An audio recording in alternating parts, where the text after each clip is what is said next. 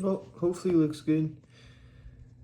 Alright guys, so this is the first video that I do journaling something, so keep up with me.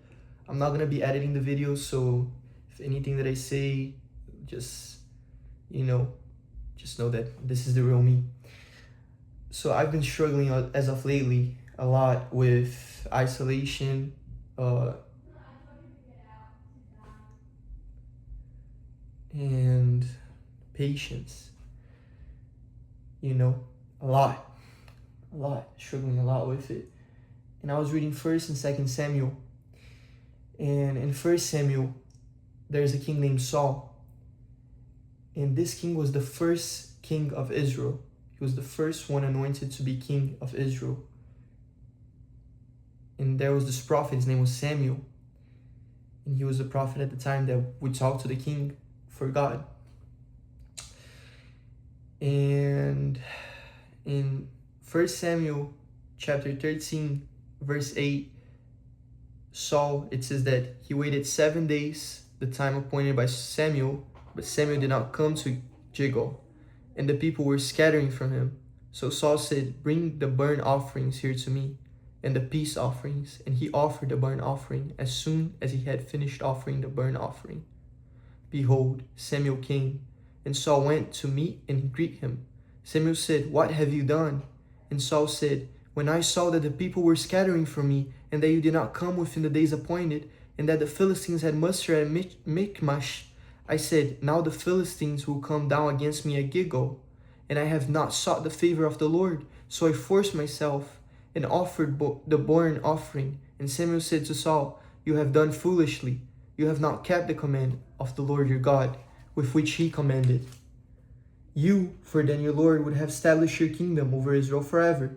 But now your kingdom shall not continue. The Lord has sought out a man after his own heart, and the Lord has commanded him to be prince over his people, because you have not kept what the Lord had commanded you."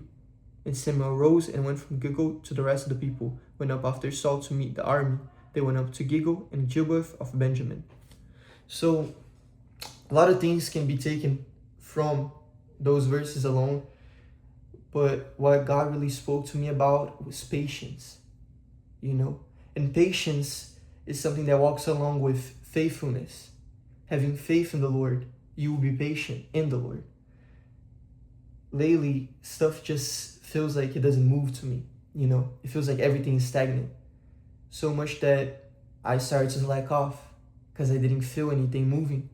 I started to look at my own self, you know? And that was my number one issue. I started to look at myself alone and not at God.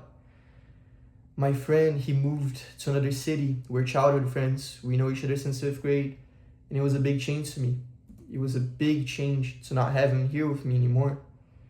And me and my girlfriend just have been going through some issues. Nothing major, but we've just been distant and stuff lately. And I've just been feeling alone, you know? And I didn't know what to do. I felt this sense of anxiety upon me. It was so heavy that it was weighing me down so much, and I couldn't do anything. And I started blaming God for it, you know? And I really didn't know what to do. I was struggling so hard. It was such a hard season to be in, to look everywhere and see no one, to be isolated. I'm not currently in a church either, you know, so it's just been very hard to find community. And the Lord spoke to me that he doesn't want my sacrifices, he wants my obedience. As he says in 1 Samuel chapter 15, verse 22, he says, "Behold, to obey is better than sacrifice, and to listen than the fat of rams." It's better to obey the voice of God than to sacrifice something up to him. Yes, sometimes sacrifice comes with obeying God's voice, but to obey his voice is the first thing to do. That will bring the peace of mind that you're looking for. That will bring you every single answer that you're struggling and stagnant on right now, you know? And that just brought me a sense of peace. I continue reading on 1 Samuel. I'm now on 2 Samuel. And Saul's biggest struggle was that he was so prideful. He believed that his strength came from him and not God. That's why he failed so miserably. David, on the other hand, is a total opposite. He gave all praise to God. Every single feat that he did in the Bible was for the glory of God, and he intended that way.